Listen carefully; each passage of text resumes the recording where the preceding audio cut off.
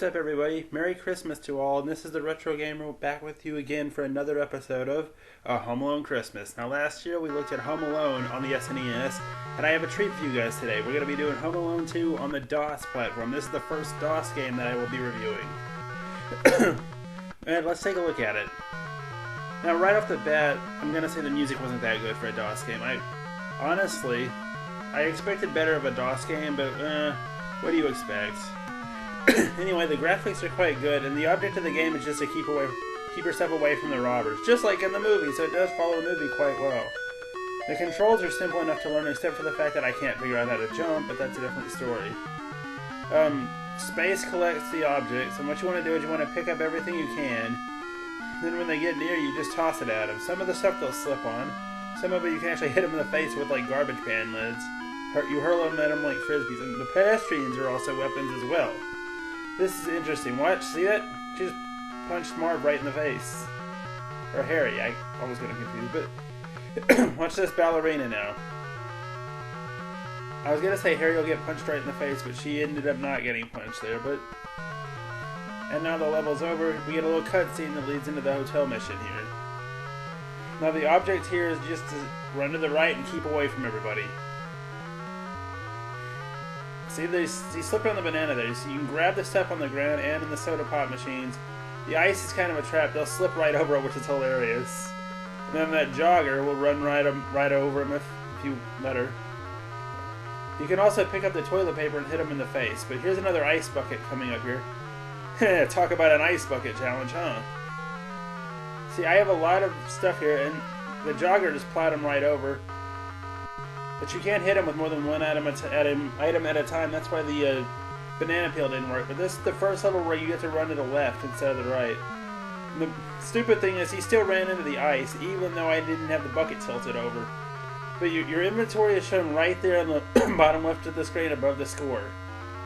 Now the graphics, like I said, are quite good for a DOS game. But the music, reminds me of Swamp Gas on WWE 2K16. Complete and utter ear rape, but that's another thing. Now, it's not something that I would call ear candy for anything. Make sure you pick up as much as you can because it will help you in later levels, as you'll see when I get to the next stage here. Now, for some reason, the Central Park area did not make it into the game. This version of the game, with the Super Nintendo and Genesis version, or the Super Nintendo version, I should say, it did. But the object here is just to keep away from the robbers any way you can. If I had timed that right, she would have kicked Harry right in the you-know-whats. Which is usually what happens. Ooh, got lucky there. Watch out for cars here. This is where I should have learned how to... This is where I could have figured out how to jump. But I knew they were going to run into the car anyway, because, I played this game all the time as a kid. I know their tendencies. Anyway, you could set, like I said, you could set off the pedestrians as weapons too. Like, watch this. For example, that hot dog mustard, easy weapon for somebody. If I hadn't already, some of the weapons you can't afford to waste the weapons. Just throw one at a time mostly. That dog, if I'd set it off to bite him, it would have bitten Harry here. I'm still collecting weapons even though I've got a huge lead on him. And now level 5. Now the levels in this game, you gotta have 4 street levels, a toy store level, and then I believe the Uncle Rob's house is after this, which is the final level. I've not made it that far yet. Well, in a few years. I've beaten this game several times as a kid, but not since. Now, you can't afford to stop and re-trigger weapons that you miss, or you will get caught. But those balls are very useful, trust me on that. Just try to set off everything you can here. At as much time as you can. Because the more time you have, the more time you can set off the weapons. Or the traps, I should say. Anyway, these traps are pretty useful. As you see, there's an airplane that just totally misses target, but watch this. This is the fun part.